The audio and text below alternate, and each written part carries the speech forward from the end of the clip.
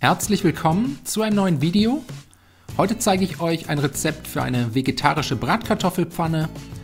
Dafür als erstes 600 Gramm gekochte Kartoffeln in nicht zu dünne Scheiben schneiden.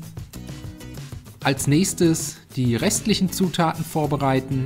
Eine rote Zwiebel abziehen, dann in Streifen schneiden.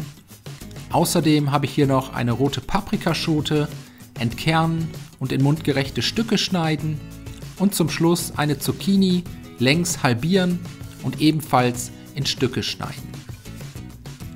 Wenn das erledigt ist, eine große Pfanne mit einem guten Schuss Öl erhitzen, die Kartoffelscheiben in die Pfanne geben und dann bei niedriger bis mittlerer Hitze für 10 bis 15 Minuten ganz langsam braun und knusprig anbraten.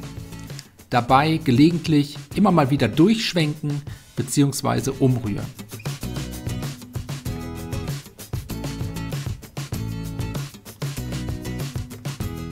Sobald die Kartoffeln schön braun und knusprig sind, alles mit einer guten Prise Salz und Pfeffer würzen. Die Gewürze kurz unterrühren und die Kartoffeln dann aus der Pfanne heben, auf etwas Küchenpapier abtropfen lassen und zur Seite stellen. Anschließend erneut einen guten Schuss Öl in die Pfanne geben, außerdem das vorbereitete Gemüse und dann bei mittlerer Hitze und gelegentlichem Wenden für 4 bis 5 Minuten anbraten, bis das Gemüse den gewünschten Gargrad erreicht hat.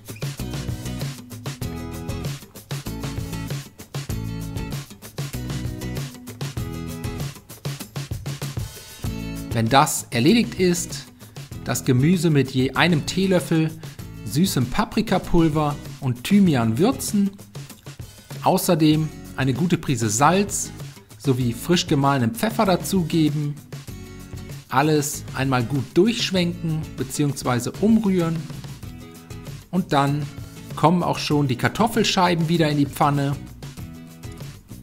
Alles ein letztes Mal gut umrühren, bis sich alle Zutaten gleichmäßig verteilt haben, die Kartoffeln nochmal kurz erwärmen und dann sind wir auch schon fertig.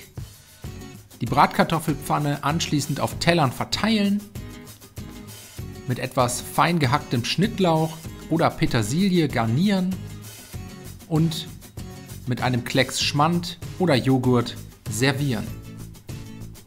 Ich hoffe, euch hat das Video gefallen. Ich wünsche euch viel Spaß beim Nachmachen. Bis zum nächsten Mal.